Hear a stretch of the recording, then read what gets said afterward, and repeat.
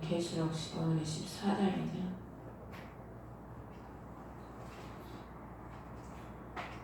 코로나가 다시 퍼져서 뉴스나 여기저기 이렇게 들어보면은 다 보면은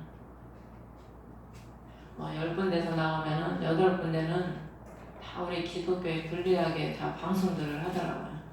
다 기독교 대놓고 이건 못해도 그 우파 그냥 모임이라고 8.15 광복절 모임도 우파 모임이라고 그냥 그렇게 얘기를 해버리고 문제의 탄핵 같은 거 보여주지도 않고 어디 어느 방송을 보면은 그냥 욕하는 쪽으로만 또 확진돼서 그 교인 확진돼서 병원에 입원한 사람 왜 또 도망을 가가지고 검거를 했다고 그러길래 아니 무슨 중범죄자가 검거를 했 아니 코로나나 걸렸다고 그래 도망갔다고 검거를 중죄를 지고 도망간 사람 잡은 것처럼 검거를 했다고. 세상이 점점 삭막해집니다. 사람이요 다들 자기가 불리하면은 다 그렇게 되는 거예요. 불리하면 점점 삭막해지고 세상이 점점 어려워지죠. 사람이 며칠 금식하기도 힘든데 며칠 먹고 싶어도 못 먹어봐요. 눈이 돌아가죠. 그러면은 그냥 폭동 일어나서 그 외국 같은 데 보면은 마트를 깨고 서로 그냥 그거 강탈해가지고 다 털어가잖아요.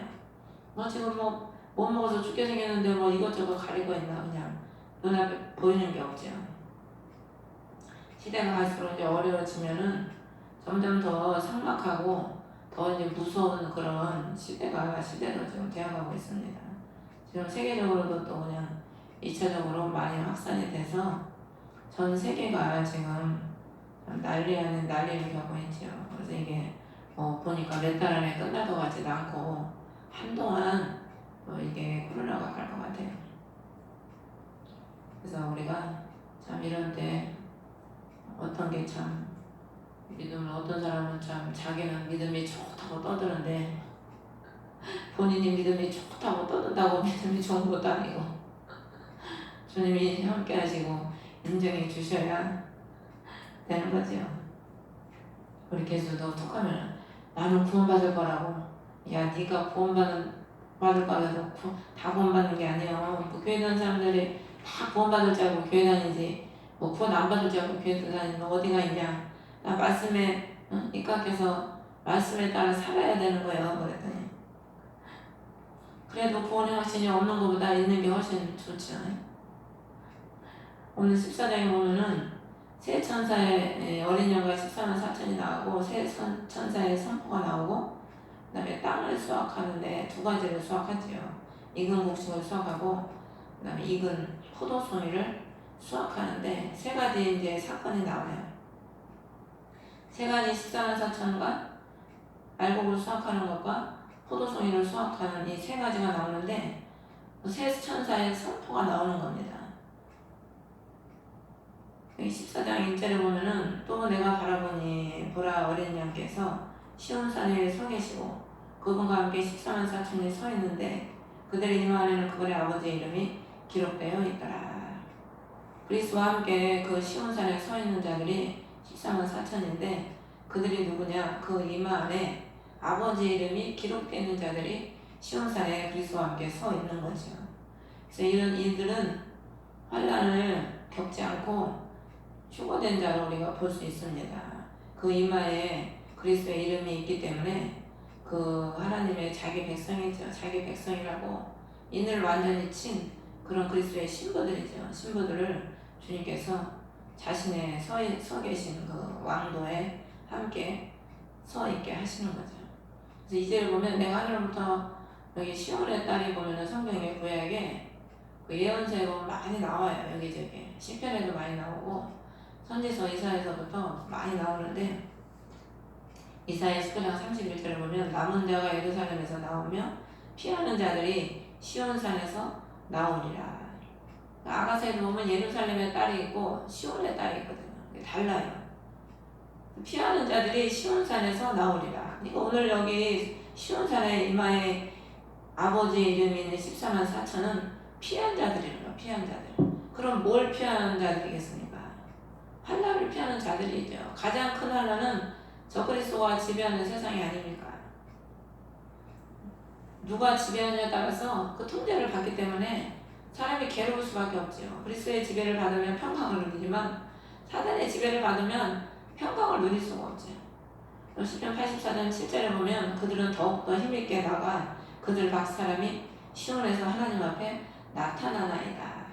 그들이 누구겠어요? 그리스도를 따라가는 그리스도의 신부들은 힘들고 어려워도 성령의 능력으로 더 원수가 가진 공격과 가진 방해를 통해서 하나님의 백성들이 시온에 나가지 못하도록 해방을 하세요.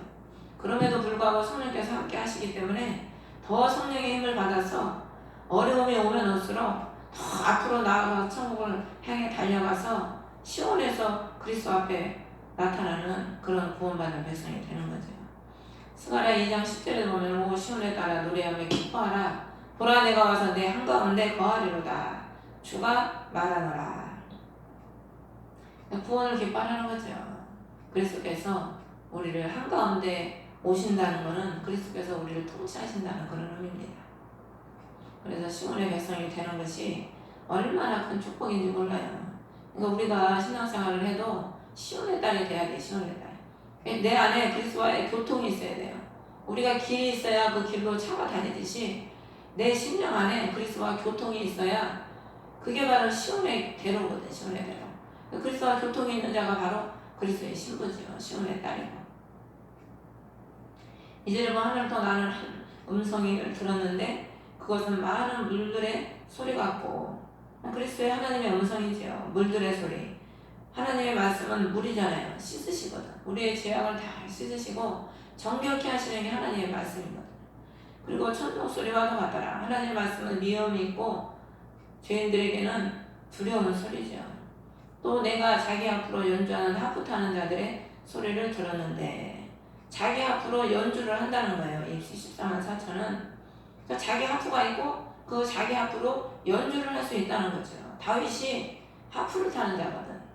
하프를 타니까 사울에게 붙어있던 악한 영이 떠나가잖아요. 이 하프를 탄다는 것은 우리 안에 그리스도와 교통이 있고 그리스도께 찬송하는 그 찬송의 심령을 의미하는 겁니다. 우리가 신앙이 성장하면 할수록요 하나님 앞에 더 찬송을 많이 하게 돼요. 더 감사 찬송, 존귀 영광 돌리는 찬송. 우리가 하나님은 우리를 자기를 찬송하기 위해서 우리를 창조했다고 그랬잖아요. 나 신앙이 올라가면 올라갈수록 더 깊어지면 깊어질수록 더 내 영이 하나님을 더 찬양하죠. 그들은 왕자 앞과 내 짐승 장로들 앞에서 새 노래 같은 것을 부르더라. 새 노래를 부른다는 거예요. 이사야 42장 10절에 보면 너희는 새 노래로 주께 노래하며 땅끝에서부터 노래로 그분을 찬양하라. 그럼 새 노래는 뭐겠어요? 새 노래는 에베소서 5장 10절에 보면 신령한 노래, 신령한 노래. 우리가 육신으로 부르는 노래는 옛 노래고 그리스도를 통해서 거듭나서 성령으로 통해서 부르는 노래가 새 노래인 겁니다. 신령한 노래죠. 에베소서 5장 19절에 보면은 시와 찬송가와 영적 노래로 너희 자신에게 말하며 너희 마음속에서 주께 노래하고 선율을 만들라. 시편이 시잖아요. 우리가요 신앙이 영적으로 깊어지면 시도 나와요. 그러니까 내 육신의 이런 지혜로 시가 나오는 게 아니고 성령께서 그 깊은 은혜와 감동을 받으니까 시도 나오더라고. 그리고 찬송가는 우리가 뭐 다 알다시피 우리가 부르는 찬송가 아닙니까? 하나님을 찬송하는 게 찬송가죠.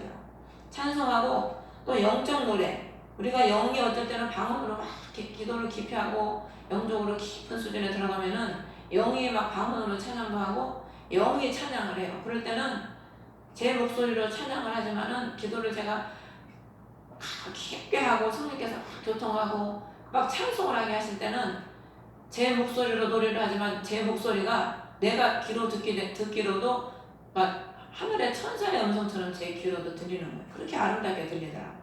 근데 내 안에서 성령께서 그렇게 하게 노래를 하게 하시는 거죠. 그러니까 본인들이 다 체험을 해봐야 저게 무슨 소리인지 알아요. 근데 체험을 못 해본 사람들은 저게 무슨 소린가 그러고 그냥 듣고만 있는 거지. 너희 자신에게 말하라는 거야. 너희 자신에게. 그러니까 우리가 신앙은 하나님은 뭐 못하시는 게 있습니까? 다윗이 너무 감사해서 하나님의 전에 들어가서 나는 백향목 궁에 거하는데 하나님의 궤는 천막 아래 있도다. 그러면서 하나님의 집을 지으려고 하니까 하나님께서 나단을 바로 보내셔서 네가 나를 위해 집을 짓겠느냐? 내가 누구한테 너희들 보고 내가 내 집을 지으라고 하느냐?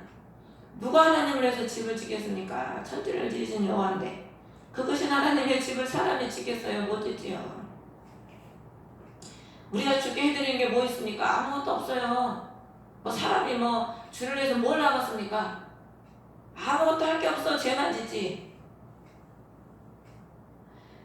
그래서 주님이 오히려 다윗은 하나님의 집을 지어드리려고 주님께 그런 마음을 먹었는데 그 먹은 마음을 가지고 하나님은 오히려 그러는 거예요. 내 집을 지으라 그런 말 하시는 게 아니고 내가 너를 위해 집을 세워주마.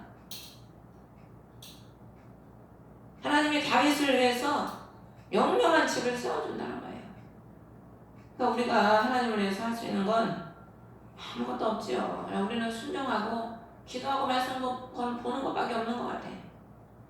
다 주님이 하시는 거죠. 주님이 우리를 십자가에서 죽어서 우리를 구원해 주시고 주님이 부활하시기 때문에 우리도 부활하는 거고 주님이 우리와 함께 하시고 우리를 이끌어 가시니까 우리가 가는 거고 주님이 우리를 세워주시니까 우리가 가는 거죠. 베드로가 물에 빠져서 죽어갈 때 주님이 손을 내밀어서 잡아주시니까 또 그 빠져가는 그 위급한 상황에서 또 다시 살아나지 않습니까? 그러니까 모든 것이 하나님의 은혜죠. 하나님의 은혜. 사도 바울이 나의 나 된 것은 하나님의 은혜라.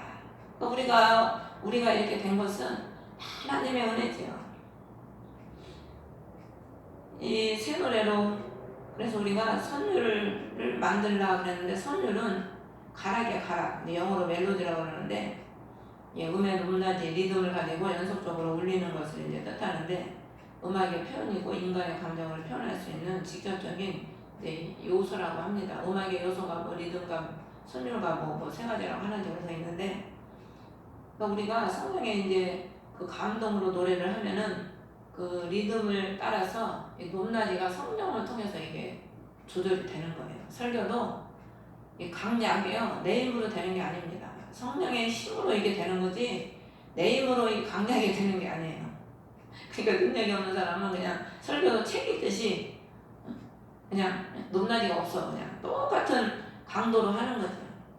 근데 우리가 강의도 들을 때 보면은 똑같은 그 크기로 강의를 하는 것보다 강약을 조절하면서 강의를 듣는 사람이 더 좀 생동감이 있거든요. 그러니까 우리가 성령의 능력으로 설교도 해야 듣는 사람이 마음이 움직이고 감동이 오는 거지 자기 지식으로 그냥 책 읽듯이 설교를 하면은 무슨 감동이 있겠어요. 성령의 능력으로 설교도 하고 찬양도 하고 모든 것이 다 성령의 능력으로 되는 거죠. 그래서 이 노래는 땅에서 구속받은 14만 4천 외에는 아무도 그 능히 그 노래를 배우지 못한다는 겁니다. 새 노래는 아무도 배울 수가 없대요. 구속을 받은 사람만 그 새 노래를 부를 수 있다는 겁니다. 그러니까 우리가 예수를 믿고 구속을 받은 사람이 돼야 하나님의 그 새 노래를 내가 부를 수 있고 그 영적인 그 깊이를 알게 되는 거예요. 배울 수가 있는 거죠. 그래서 성령으로 난 사람은 성령으로 바람이 임의로 불 때 어디서 와서 어디로 가는지 알지 못하는 것처럼 성령으로 난 사람은 다 이와 같다고 그랬거든요. 그러니까 성령으로 난 사람은 그러니까 엘리사가 엘리야의 갑절의 영감을 구했잖아요. 그것이 바로 성령으로 나기 때문에 갑절의 영감이 오는 거거든요. 성령이 임하면. 그러니까 성령이 임하시면 자기가 무슨 배워서 뭐 자기 노력으로 되는 게 아니고 성령께서 영감을 주시는 거예요. 그때 보면은 알게 하시고 깨닫게 하시고 내가 알려고 해서 아는 게 아니고 성령께서 알게 하시는 거죠. 그래서 사절에 보면 이들은 여자들과 더불어 자신을 더럽히지 않는 자들이다. 여자는 세상을 의미해요. 세상을 여자라고 합니다. 여자. 왜냐하면 하와가 타락을 시켰잖아. 하와가 뱀의 꼬리를 받아서 타락을 시켜서 범죄가 세상에 들어왔거든. 여자를 통해서 범죄가 들어왔다는 거예요. 그래서 계시록 18장에 보면은 음녀를 여자라고 합니다. 여자. 세상과 더불어 자신을 더럽히지 않고 그들은 처녀라는 거야. 처녀는 숨겨놓은 따르는 자를 의미하는 거죠. 오직 신랑 대신 예수님만 바라보고 세속에 물들지 않고 세속을 사랑하지 않고 따라가지 않고 자기 자신의 정절을 지키는 자, 신랑의 그리스도의 신부로서 자기 정절을 지키는 자들이에요. 신앙의 정절을. 그리고 행위를 거룩하게 지키는 자들이 처녀라고 하는 겁니다. 그래서 이들은 어린 양께서 가시는 대로 그분을 따라가는 자들이다. 예수님께서 고난의 골짜기를 데리고 가셔도, 불 가운데 데리고 가셔도, 물 가운데 데리고 가셔도 아니요 없이 순종하면서 가는 그런 사람이라는 거예요. 주님이 우리를 좋은 데로만 데려가면 얼마나 좋겠습니까? 근데 좋은 데로 안 데려가신다니까. 하나님이 눈물의 골짜기 광야를 한참을 돌게 하셔요. 대부분. 진짜 하나님이 단련해서 영의 그리스도의 온전한 신부로 만들려고 하는 사람들은 다 그런 고난들을 주님이 거치게 하시죠. 근데 대부분 보면은 그런 게 힘드니까 따라가지 않는 거예요. 안 따라가. 그리고 자기가 앞서가든가 아니면 자기가 옆길로 가든가 자기 생각대로 살아. 예수를 믿어도. 그래서 우리가 이렇게 많은 사람을 만나보면은 사람도 그렇잖아요. 사람도 처음에 서로 모를 때는 상대방을 신뢰 안 해요. 성도들도 이렇게 오면은 목사님을 신뢰를 못 하지요. 처음에는. 왜? 그 사람을 모르니까. 뭐 대충은 조금 알아도 모르잖아요. 자기가 안 겪어봤으니까. 그러니까 순종을 안 하다가 본인이 이제 겪어보면은 저분은 진짜 하나님의 종이시구나. 본인이 그거를 완전히 수긍을 할 때 그때는 자기 생각이 안 맞아도 순종을 하죠. 근데 대부분 성도들이 보면은 그냥 기적이 나타나고 예언을 해주고 치료가 되고 그러면 그때는 막 좋아서 믿습니다 그러고 한다고 해도 전에 그 권사님 정강도사님 왔던 권사님 오셔가지고 너무 말씀이 좋다고 그러고 너무 좋다고 나는 앞으로 목사님 말씀만 충성할 거라고 그러더니 몇 달 안 돼서 나가고 아니 그래놓고 그 한 2년이라도 좀 있지. 나는 목사님 말씀에 앞으로 충성할 거라고. 그러니까 사람 말은 하나 믿을 게 없어. 그래서 아니 좀 그러면 충성으로 좀 하지. 그 본인하고 아무 상관도 없는데 휙 나가버리잖아요. 목사님 되셨더라고. 우리 신학교 같은 신학교더라고요. 그래서 그 살던 집에서 그 교회하고 기도를 하시더라고요. 그러니까 사람이 그냥 은혜 받고 뭐가 잘 될 때는 그냥 우리 목사님밖에 없어 그러면서 본인 기분에 좀 안 맞고 본인 생각이 안 맞으면 나 안 해. 그러니까 주님을 못 따라가는 거예요. 그냥 본인 수준에서 편하게 그냥 신앙생활 하는 거죠. 대부분 그런 사람들이 보면 영적으로 거듭나지가 못하고 영화에 다 단계가 있어요. 영적인 것도 기도도 깊이의 단계가 있고 영적인 것도 다 같은 게 아니에요. 몰라서 그렇지 영적인 능력도 다 다르고 그 영적인 다 높이와 그 넓이와 차이가 다 다릅니다. 목사님들이. 낮은 차원에서 그냥 머물러 있는 거예요. 말씀도 낮은 차원에서 알고 낮은 차원에 그냥 머물러 있는 거죠. 모든 것이 다. 따라가는 게 쉬운 게 아닙니다.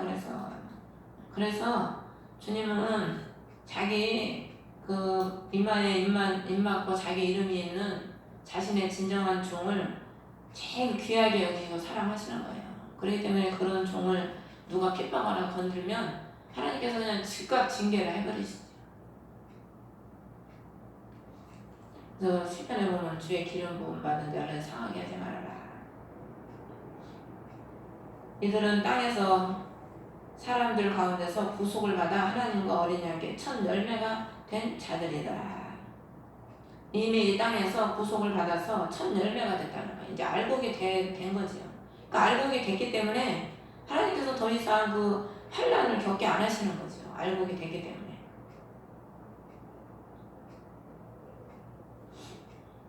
저도 언제부턴가는 이게 이 세상에 지금 내가 살고 있지만 내가 이게 뭐라 그럴까 그 표현을 잘 어떻게 딱 못하겠는데 내가 이 땅에 살고 있지만 내가 좀 이렇게 뭔가 이렇게 좀 떠있다고 해야 되나?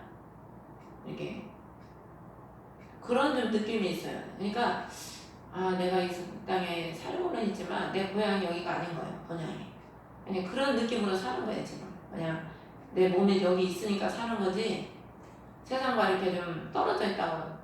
내가 지금 세상에 있지만 떨어져 있다고 해야 되나? 이렇게 표현을 내가 어떻게 정확하게 뭐라 못하겠는데 그런 느낌이 점점 들더라고요. 이게 신앙의 성장을 더 하면서부터는 그냥 이 땅에 있는 거는 그냥 허상처럼 느껴지고, 네, 그냥 이제 언젠가는 내가 갈 본향은 따로 있기 때문에 그런 게 더 점점 더 느껴져요.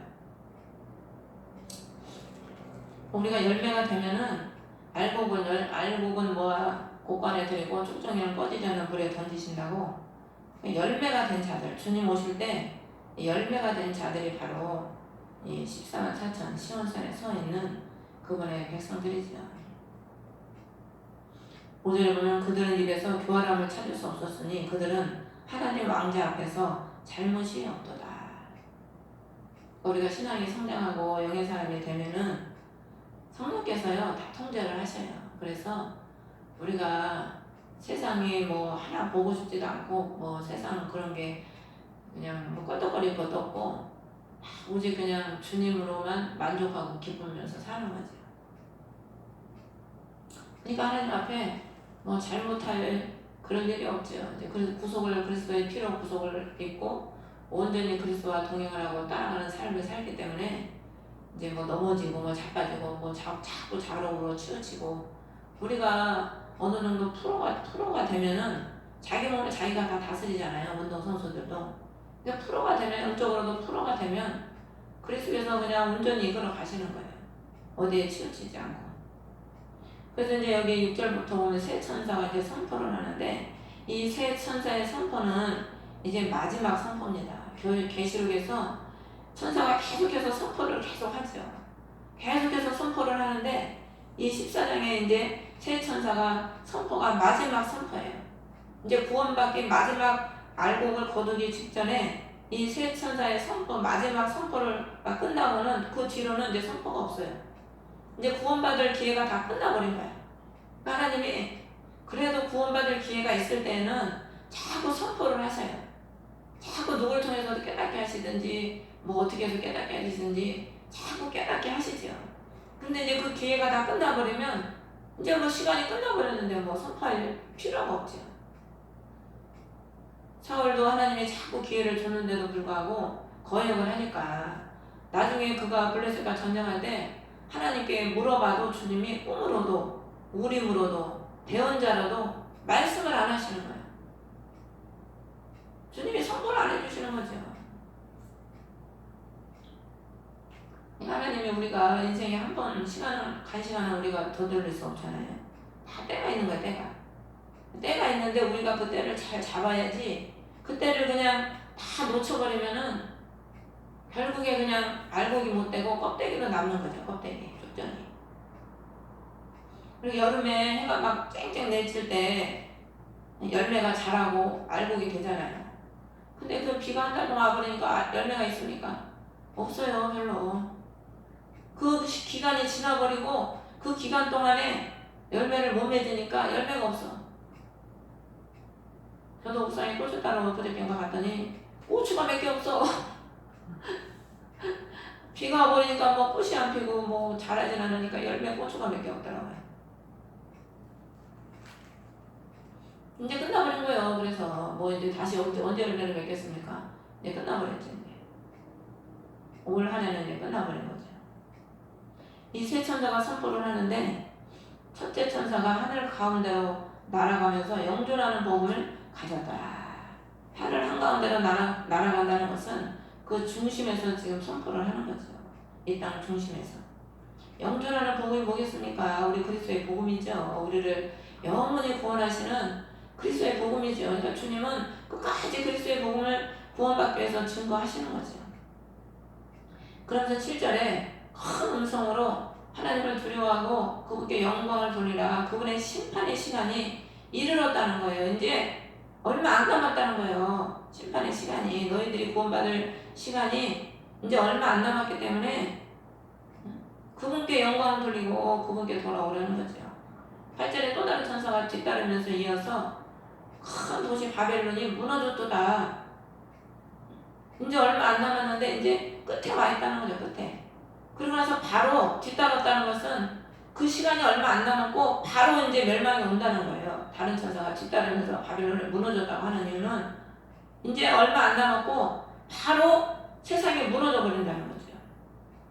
그 셋째 천사가 또 뒤따르면서 바로 뒤따르면서 뭐라고 하냐면 짐승과 그 안에 표를 받으면 하나님의 진노의 포도주를 마시고 불과 유황으로 고통을 받는다. 진노가 이르렀고 그 마지막에 그 표를 받는 사람은 이제 구원받을 기회가 없다는 것을 이제 마지막으로 지금 천사가 또 선포를 해주는 겁니다. 그러니까 그 당시에 이제 이 시대가 언제일지 모르지만 이제 이 시대가 올 거 아닙니까? 그러면은 하나님은 그 시대에도 그 마지막 얼마 남지 않은 그 짧은 시간에도 천사를 보내서 선포하게 하셔서 그래도 이들이 그 짐승의 표를 받지 않고 구원받도록 끝까지 선포를 해주신다는 거예요. 천사를 통해서. 그러면서 12절에 성도들의 내가 여기 있나니 하나님의 명령과 예수님을 믿음을 지키는 자들이 있느니라. 그러니까 이때 표를 안 받고 인내하면서 그 고통 속에서 인내하면서 믿음을 지키는 자들이 있다는 거예요. 여기 분명히 믿음을 지키는 자들이 있느니라고 그랬잖아요.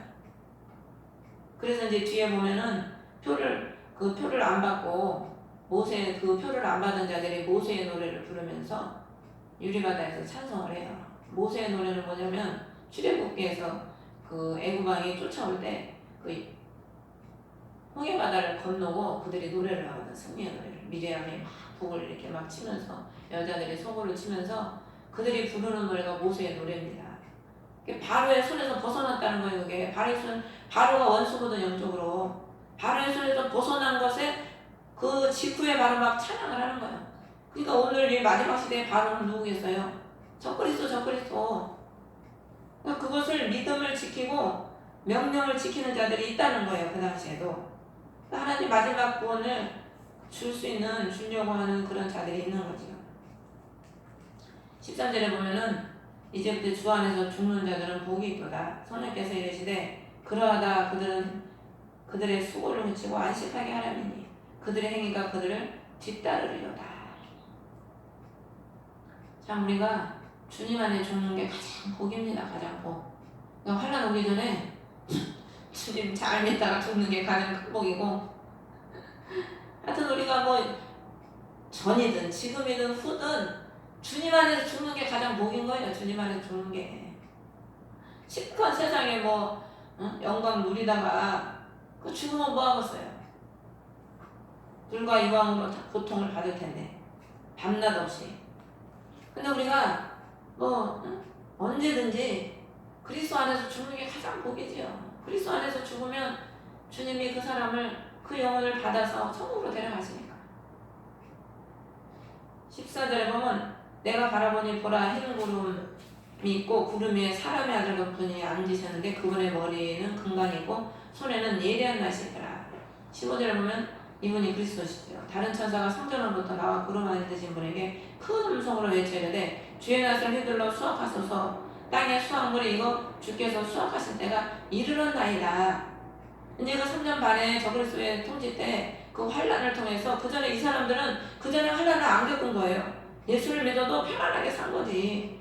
우리가 원래 예수를 제대로 믿고 주님의 좁은 길을 가려면 환란을 반드시 겪게 됩니다. 말씀대로 사는 자는. 말씀대로 사는데 환란을 안 겪었어요. 말씀대로 살려면 주님이 재물을 땅에다 쌓지 말고 하늘나라에 쌓으라고 그랬는데 진짜 말씀대로 사는 사람은 재산이 있어야 되겠습니까? 뭐 한 가지만 봐도 진짜 말씀대로 사는 사람들은 다 좁은 길을 안 갈 수가 없어요. 눈물 없이는 안 살 수가 없거든. 때가 되면 하나님이 복을 주시죠. 또 물질의 복을. 그렇지만 그 전까지는 다 고난의 삶을 살아야 되거든. 더위 추위를 견디고 무시를 견디고. 저희도 예수님 때문에 얼마나 더위와 추위와 많은 무시와 눈물을 흘리면서 살아오는지 모르거든. 그러니까 아까 보면 이 14만 4천은 첫 열매라고 그랬잖아요. 이들은 이미 첫 열매가 된 자들은 14만 4천이고 그러면 이들하고 이 낫을 휘둘러서 거두는 사람 똑같으면은 그럼 이들도 뭐 열매가 돼 있어야지. 다른 거예요. 그래서 이들은 열매가 아직 안 됐기 때문에 그 환난을 통해서 마지막 그 환난을 통해서 하나님이 그 3년 반을 잘 이기면 그 10배로 인정을 해주시는 겁니다. 그래서 나선이 들어서 그들을 거두는 거예요. 그리고 실제적으로 보면은 다른 천사가 이 예리한 또 낫을 가지고 있는데 그 불을 다스리는 권능을 가진 다른 천사가 예리한 낫을 가진 자에게 큰 외침으로 외쳐 예리한 낫을 휘둘러 땅의 포도송이를 모으라. 땅의 포도송이들이 충분히 익었느니라. 우리가 포도송이는요 즙이 아닙니다. 우리가 포도주를 담글 때 보면은 포도주를 으깨서 그게 숙성이 돼야 포도주가 되는 거잖아요. 그래서 그 포도주를 먹음으로 기쁨을 누리는 거예요. 그러니까 우리가 주님 앞에 포도주가 돼야 되는데 이 포도송이로 있다는 거야. 포도송이. 주님 앞에 기쁨이 안 되고 자기 즐거움만 추구하며 사는 거죠. 하나님을 기쁘시게 하는 삶이 그리스도의 백성의 삶인데 자신만 기쁘게 하면서 사는 거예요. 자기 세상 거 즐기고 자기 즐거움. 나발이 보면은 다윗이 환난당할 때 하나님의 왕이 될 사람이 환난받을 때 그거를 미련하니까 못 깨달고 나누지 않고 자기만 먹고 마시고 즐기잖아요. 그러다가 죽잖아요. 그들을 진노의 포도주 틀에 던진다는 거예요. 진노의 포도주 틀. 이 포도주 틀이 가드라는 뜻인데 술자는 틀이라는 뜻이거든요. 그래서 20절이면 도시 밖에서 그 포도주 틀이 밟혔고 포도주 틀에서 피가 나와 마일 굴레까지 닿았으며 1600 스타디온에 퍼졌더라. 이 마일 굴레가 닿았다는 게 높이를 의미하는 건데 1.5m 그리고 1600 스타디온은 300m까지 그 피가 퍼졌다는 거예요. 높이는 1.5m까지 피가 쌓이고 넓이 길이는 300m까지 그 피가 흘러서 갔다는 거죠. 그만큼 많은 사람들이 그 진노의 포도주 틀에 던져진다는 거예요. 하나님의 진노의 심판에 던져진다는 거죠. 아까 세 천사가 그 선포를 했잖아요. 진노의 심판의 시간이 이르렀다. 7절에.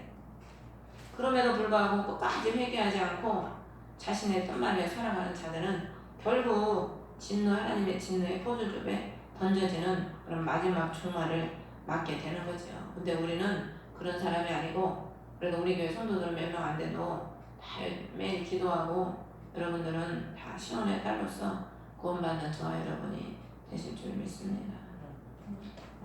주님감으로 예배를 마치겠습니다. 하늘에 계신 우리 아버지 이름이 거룩히 여김을 받으시오 나라의 마음이시며 뜻이 하늘에서 이루어지고 같이 땅에서도 이루어지고